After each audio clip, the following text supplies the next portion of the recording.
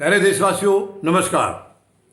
देश के अंदर सरकार होती है एक व्यवस्था को चलाने के लिए, क्योंकि हर इंसान अगर अपने लिए काम करेगा तो करोड़ों अरबों लोग जो होंगे वो कैसे उसके अंदर कहाँ कहाँ जाएंगे। तो ये मतलब एक व्यवस्था को सुनिश्चित करने के लिए कुछ लाख लोगों के ऊपर एक एक प्रतिनिधि चुना जाता है और उसी से सरकार बनती है, चाहे वो राज्यों की सरकार है चाहे वो केंद्र की है। और उनका फ़र्ज़ होता है कि जिस जनता ने उनको चुन के भेजा है उनके हितों का ध्यान रखना, उनके दुख सुख का ख्याल रखना और उनकी परेशानियों का समाधान निकालना। ये होता है सरकारों का काम। मैंने आज तक ऐसा कभी नहीं सुना है, न ही भारत में न ही पूरी दुनिया में, कि सरकारें दुख देने के लिए आती हैं, यानी कि तकलीफ़ और दर्द देने के लिए आती हैं। मैंने पहली बार इस देश में देखा है, 74 सालों में पहली बार भारत में देखा है कि सरकार जो है वो केवल दर्द देने के लिए होती है, दुख देने के लिए होती है, समस्याएं बढ़ाने के लिए होती है, सुलझाने के लिए नहीं, समाधान के लिए नहीं। ये पहली बार ये मौका आया है।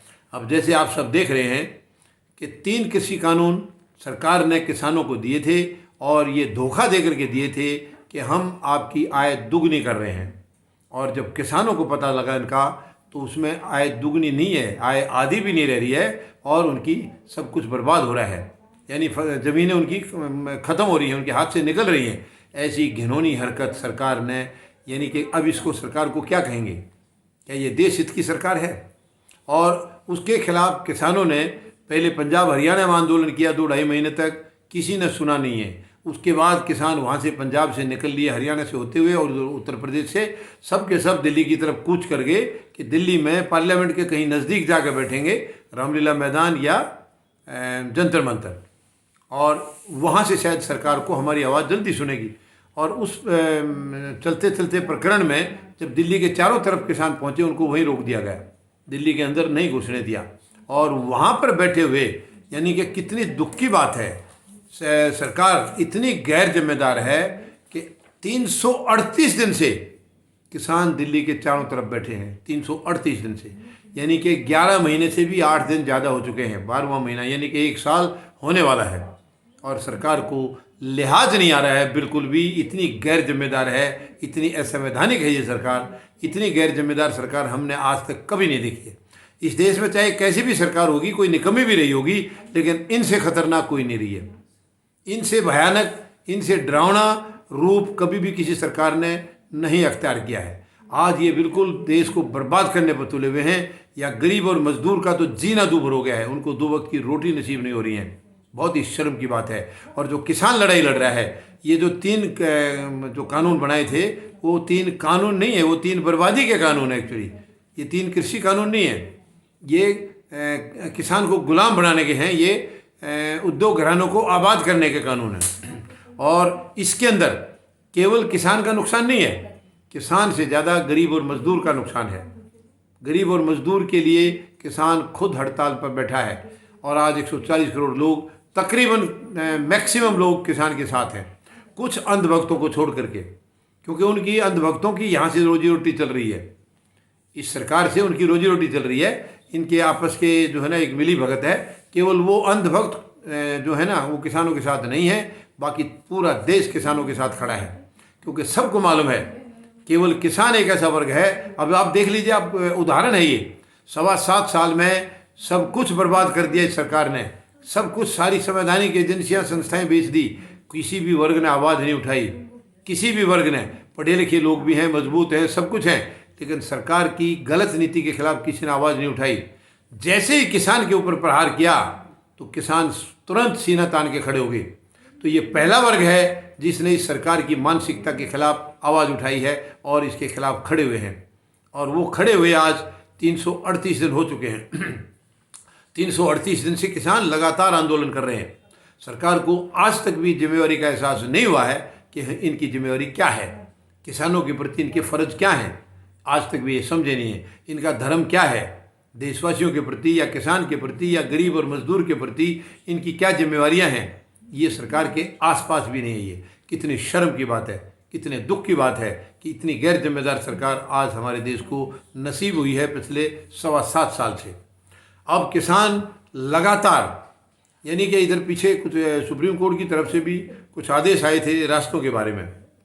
हालांकि माननीय सर्वोच्च न्यायालय ने कभी किसानों के खिलाफ कोई गलत टिप्पणी नहीं की है, मगर उस टाइम ये कहा था कि आपको आंदोलन का अधिकार है, लेकिन दूसरों के अधिकार आप छीन नहीं सकते, यानी रास्ता घेर नहीं सकते।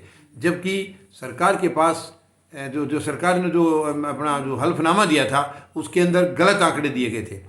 जब माननीय सर्वोच्च न्यायालय के पास तो जो लिख के जाएगा उसी के आधार पर वो फैसला देते हैं। बाद में हकीकत जब सामने आई, पता चला रास्ते किसानों ने नहीं रोके हैं, रास्ते तो सरकार ने रोके हुए हैं, दिल्ली पुलिस ने रोके हुए हैं। और अब धीरे धीरे उनके खिलाफ भी जो आवाज़ उठी थी, माननीय सर्वोच्च न्यायालय ने फैसला दिया था, अब वो खाली करने की कुछ जगह शुरू हो चुकी है, कुछ जगह अभी मीटिंगें चल रही हैं प्रशासन और किसानों के बीच में।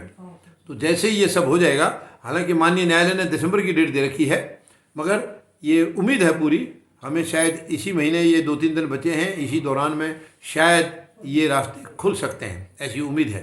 क्योंकि कुछ जगह के तो अब जैसे किसानों ने गाजीपुर बॉर्डर के अपने तंबू जो थे वो हटा लिए थे, और वो तंबू किसानों ने तब लगाए थे जबकि मेन रास्ता बैरिकेड लगा करके पुलिस ने ब्लॉक कर दिया था।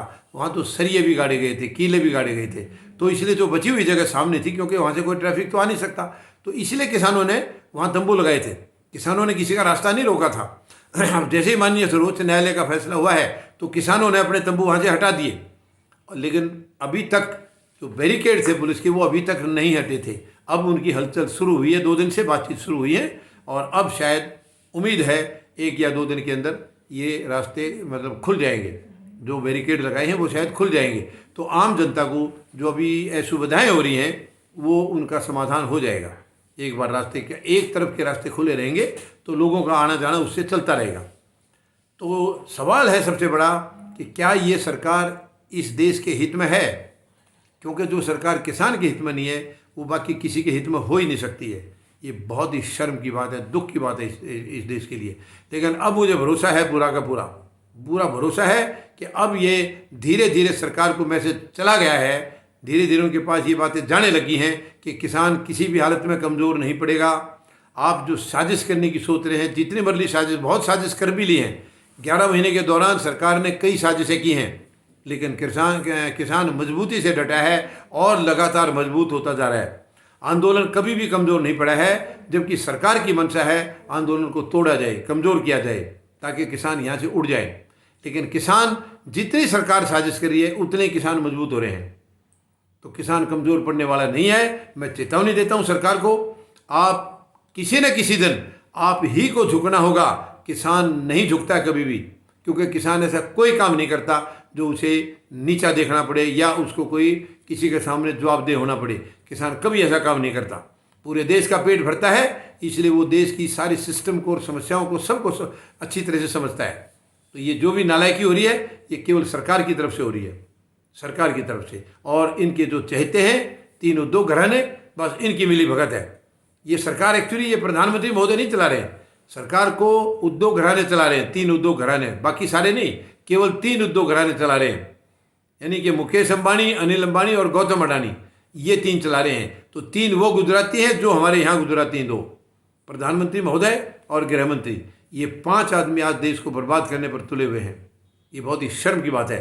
लेकिन अब इनका मेरे ख्याल में तो समय जो है ना बहुत नज़दीक आ गया है। इनके अंत की शुरुआत तो उस दिन हो गई थी, पिछले साल 5 जून को जब ये अध्यादेश के जरिए कानून लाए थे, उस समय इनके अंत की शुरुआत हो चुकी थी। और अब गाड़ी बहुत आगे जा चुकी है, बहुत आगे जा चुकी है। अब इनका बहुत जल्दी ही किसान इनका सरकार का समाधान करेंगे, सरकार को बेदखल करेंगे, तभी ये देश बचेगा। धन्यवाद। जय जवान, जय किसान, जय हिंद।